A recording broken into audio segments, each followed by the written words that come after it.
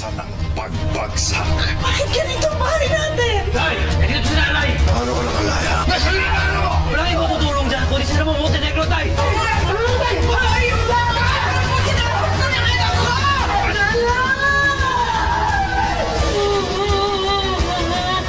Patibayan ng sikmura. Parang kayo na kami nagmamanman. Siguraduhin niyo hindi sila mawawala sa paningin niyo. Kailangan natin umalis! Yung mga parak na parating! Parak naman! Huli ka na! Kaya natin mga yan!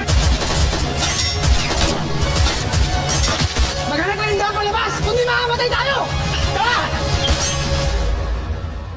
Huwag kang magpapaiwan. Comrades, ladies and gentlemen, ang kaisa-isa kong anak, Jesus Nazareno Montenegro. Pinapangako ko sa inyong lahat, sisiguraduhin ko na mas mapapalaki pa natin ang lahat ng ating mga negosyo. Sa tagisan ng angas. Pagod! Ang yabang mo. Eh kung yung ulo mo pasambugin ko. Bumamon mo rin, hindi siya kaaway. Congressman Miguelito Guerrero yan. Wala akong pakialam kahit sino pa sila. Kapag kinanti nila mga kaibigan ko, tabla-tabla kami.